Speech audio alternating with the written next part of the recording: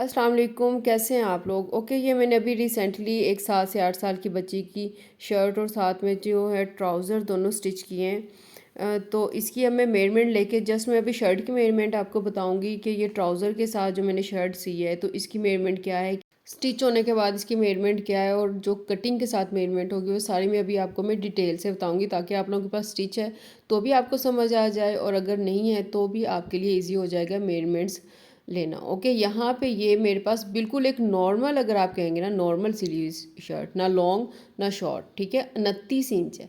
अगर आप लोगों ने मतलब ट्राउज़र के साथ स्टिच करनी है तो इस तरह, अगर शलवार के साथ करनी होगी देन आपको शॉर्ट की तरफ जाना पड़ेगा। ठीक है, यहाँ पे ये 29 इंच है तो आपको फिर 31 इंच लेना पड़ेगी ताकि आपकी इतनी ही मेजरमेंट पे शर्ट बन जाए। मतलब आपने कटिंग के लिए जो मेजरमेंट लेनी है वो 31 इंच लेनी है।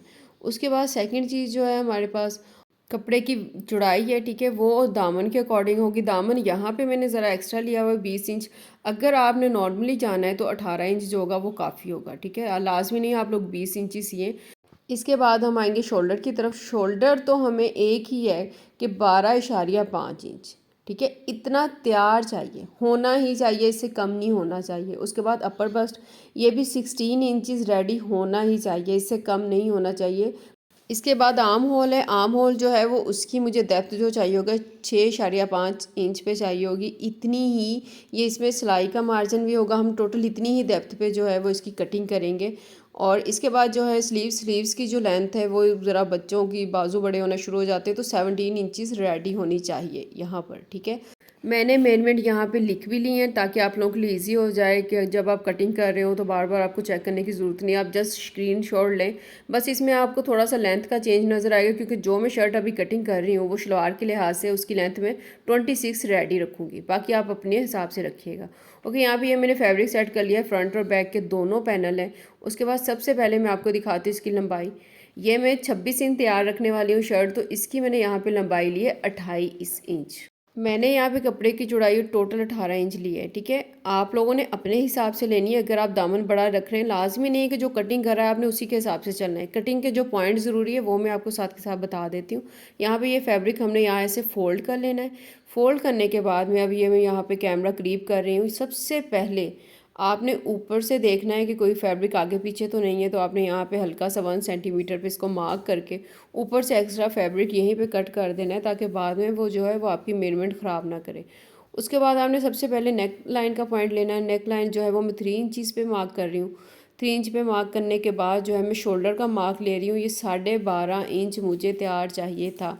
ये 12.5 इंच का हाफ जो होगा वो 6.2 इंचज़ होगा ऑलमोस्ट। तो अब ये हम इसके अकॉर्डिंग शोल्डर की यहाँ पे मार्किंग कर लेंगे। ये मैंने शोल्डर मार्क कर लिया 6.2 इंच पे। उसके बाद इसको मैंने डाउन किया है यहीं पर 0.25 इंच, 0.75 इंच जस्ट, ठीक है। उसके बाद हमने ये जो नेक लाइन का मार्क लिया था और शोल्डर का डाउन किया था, इन दोनों को लाइन लेके यहाँ पर हम सबसे पहले ये लाइन हम यहाँ पे ड्रा कर देंगे। उसके बाद ये जो हमने शोल्डर का डाउन किया हुआ है, ठीक है, यहाँ से आपने डाउन किए हुए से 6.5 इंच इस पे आपने आर्म होल का मार्क लेना है और इस लाइन को आपने यहीं पे कर देना है स्ट्रेट। ये लाइन स्ट्रेट करने के बाद आपने इसी लाइन के ऊपर या आपने यहाँ पे जो जितना ये था आपका 6.2 था ना, तो सेम इतना ही आपने यहाँ पे भी मार्क लेके इस लाइन को आपने शोल्डर तक स्ट्रेट कर देना है। ये लाइन स्ट्रेट करने के बाद आपने सबसे पहले इसी लाइन पे ये जो आपने, ये मैं थोड़ी आपको डार्क करके भी दिखा देती हूँ कि कैसी है ये लाइन, क्योंकि बाद में आप लोग कहते हैं जी चौक पे नज़र नहीं आ रहा, नज़र नहीं आ रहा। तो उसके बाद ये अपर बस्ट हमारा टोटल तैयार जो था वो 16 इंचज़ था, तो उसका हाफ 8 इंच होगा। तो ये मैं अपर बस्ट का मार्क ले रही हूँ 8 इंच पे, ठीक है। अब हमने लेना है आर्म होल। आर्म होल के लिए हमें चाहिए इन दो पॉइंट का हाफ। हाफ हमने इस तरह कर, ये इजी तरीका है, आप इसी तरह फोल्ड करते जाएं और हाफ लेते जाएं।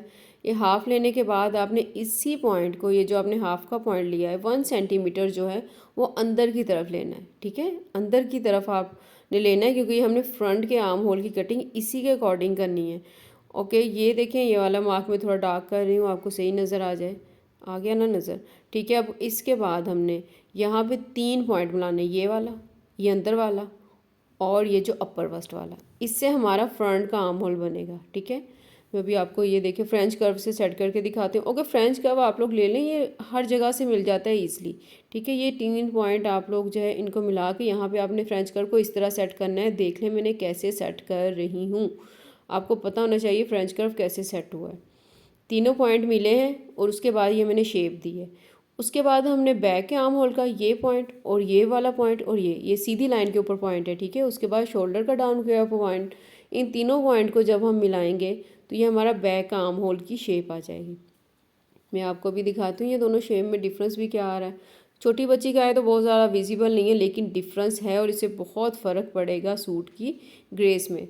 ठीक है, उसके बाद जो है अपर बर्थ से हिप लाइन की जो है मार्किंग करनी है हमने। अपर बर्थ से हिप लाइन जो है वो 10 इंच हमें तैयार चाहिए, तो यहाँ पे हम 10.5 इंच ले लेंगे। ठीक है, ताकि वो सिलाई वगैरह का मार्जिन निकलने के बाद आपके पास 10 इंच ही आना चाहिए। ठीक है, इसके बाद चले हम 10.5 पे इसकी मार्किंग करते हैं। ये देखिए ये अपर बस्ट टू हिप लाइन है। ठीक है, टोटल जो हमारी साइड वाली सिलाई है नहीं है। उसके बाद जो वेस्ट लाइन है वो मैं 4.5 इंच पे इसको ले रही हूँ। ठीक है, अब हम इसको हल्की सी शेप दे लेंगे।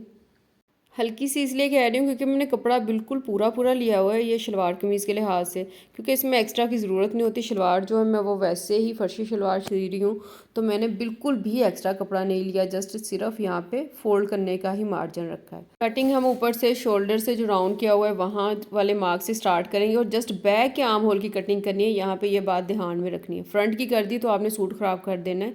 जस्ट बैक की हम कटिंग करने के बाद यहाँ पर जहाँ पर हमने सिलाई का मार्जिन पूरा छोड़ा हुआ है वहाँ पे आपने ये देखें निशान ले लेना है, ताकि आपको बाद में पता हो कि आपके सारे पैनल मिल रहे हैं, ये मिलने चाहिए। उसके बाद ये मैं हल्की सी शेप नीचे भी दे लूँगी। और अगर जी ये शर्ट की हमारी कटिंग जो हो गई कंप्लीट, उसके बाद जस्ट आपने ये बैक का पैनल हटाया। अब हमने फ्रंट का जो हमारा मार्क था आर्म होल का, ठीक है, उसकी भी हमने कटिंग कर लेनी है। ये कटिंग ध्यान से करनी होती है, बड़ी शेप खूबसूरत होनी चाहिए। ये शेप खूबसूरत हो, बाजुओं की शेप खूबसूरत हो, मुझे तो सच में बड़ा मज़ा आता है सूट देख के। ओके, ये हो गई कंप्लीट। इसके बाद सिंपली आपने यहीं पर शोल्डर से जितनी सिलाई आपने लेनी है उतना कपड़ा फोल्ड करने के बाद इसको आपने यहाँ पे मेयर कर लेना है। ये मेयर करेंगे तो आपको बाजुओं के लिए जो कटिंग के लिए आपको जो पॉइंट चाहिए वो मिल जाएगा। ओके, ये 6.25 इंच आया है पूरा। ठीक है, अब हमने इसी मेजरमेंट के अकॉर्डिंग जो है हमारे बाजुओं की कटिंग करनी है। ये मैंने बाजुओं का दोनों बाजुओं का कपड़ा ले लिया है, इनको यहाँ पे फोल्ड कर लिया है। फोल्ड करने के बाद हमें यहाँ पे इस कपड़े की चौड़ाई जो है वो ठीक है 8 इंच तक आप ले लें, काफ़ी है 8 इंच तक। और इसके बाद जो इसकी लंबाई है वो मैंने 18 इंचज़ लिए, ताकि जो है हमारा बाजू तैयार जो है वो कम से कम 17 इंच से आगे पीछे ये उससे कम ना हो। ठीक है, उसके बाद मैंने जो 6.25 इंच का मार्क है वो यहाँ पे लिया है। ठीक है, ये लेने के बाद मैंने यहाँ पे इसको 2.5 इंच जो है वो डाउन कर दिया है यहीं पे। यही एक पॉइंट है जो हमें कटिंग के लिए एक्चुअल पॉइंट चाहिए होता है बाजुओं की। ठीक है, उसके बाद जो है आपने ऊपर से भी शोल्डर से भी मेयर करके जो है वो इसको 2.5 इंच पे इस लाइन को आपने एक दफ़ा स्ट्रेट कर लेना है। ये स्ट्रेट करने के बाद हमें जस्ट हमें इस लाइन का मिड का पॉइंट चाहिए। कैसे लिया है आप देख सकते हैं, ये हमारा पहला पॉइंट हो गया जो फ्रंट के बाजू के लिए होगा। और ये देखें, और इसका भी हमें मिड का पॉइंट चाहिए। ये लाजमी नहीं, आप मेयर करें, अंदाजे से भी आप लगा सकते हैं। ठीक है, उसके बाद हमें इसका ये हाफ़ और इसके बाद इसका भी हमें हाफ़ चाहिए। ये हमें बैक के बाजू के लिए जो मार्क चाहिए होगा वो यहाँ तक होगा। ठीक है, इसको भी आप थोड़ा ऊंचा करके यहाँ पे मार्क लगा दें। पहले हम ये शोल्डर और ये मिड वाला पॉइंट जस्ट इन दो पॉइंट को आपस में मिलाएंगे। ठीक है, बाजू पे ज़रा आपने ये ध्यान रखना होता है कि ऊपर गुलाई ऊपर की तरफ होती है और उसके बाद जो ये आधी गुलाई होती है ये नीचे की तरफ होती है। बस इसको आप फ्री हैंड दे लें या ऐसे मेरे तरीके से आप दे लें, ये आपकी मर्ज़ी है, लेकिन जस्ट आपने ये ध्यान रखना है कि पहले गुलाई ऊपर और उसके बाद नीचे। ठीक है, उसके बाद ये हम बैक के बाजू के लिए हमने गुलाई जो है वो तीसरे पॉइंट तक लेके आनी है। ठीक है, ये देखें आपने ऊपर शोल्डर से शुरू की और इस पॉइंट तक गुलाई ऊपर की तरफ, और ये यहाँ से आपने यहाँ तक नीचे की तरफ। बस ये आपका बाजू की जो है वो मार्किंग होगी। अब हम ये जस्ट बैक के बाजू की आपने कटिंग करनी है। ये देखें, ये जस्ट मैं बैक के बाजू की कटिंग करूँगी। ये कटिंग करने के बाद आपने यहाँ पर जो सिलाई का मार्जिन छोड़ के पॉइंट है वो पॉइंट यहीं पे ले लेना है, ताकि पैनल हमें कहाँ मिलने हैं हमें पता हो। उसके बाद शोल्डर वाला पॉइंट भी आप यहीं पे ले लें ताकि आपको पता हो आपने शोल्डर से कहाँ मिलाना है। ठीक है, उसके बाद जो है हमने ये नीचे से भी, अच्छा मैं इसकी शेप जो है बिल्कुल फ्री हैंड फ़िलहाल दे रही हूँ, मुझे पता नहीं है मैंने डिज़ाइनिंग क्या करनी है, तो वो मैं बाद में देखूँगी अगर कोई शेप देनी होगी तो। ठीक है। उसके बाद मैं इसे खोल रही हूँ। खोलने के बाद अब आपने ये ध्यान रखना है कि ये दोनों पैनल इस तरह होने चाहिए कि राइट का पैनल राइट के ऊपर हो, तब आपने फ्रंट के बाजू की कटिंग करनी है, अदरवाइज़ आपका बाजू ख़राब हो सकते हैं। ठीक है, ये देखें, ये मैं फ्रंट के बाजू की बड़े आराम सुकून से बड़ी अच्छी सी शेप देंगे, क्योंकि ये शेप होती हैं जो आपके सूट की ग्रेस को इतना बढ़ाती हैं ना। ये देखें, मैं अब आपको दिखाती हूँ। ओके जी, सूट की कटिंग हो गई कंप्लीट। आप ये शेप देखें, ट्राई कीजिएगा, मुझे बताइएगा और इंशाल्लाह दुआओं में याद रखिएगा। अपना ख्याल रखिएगा। अल्लाह हाफिज़।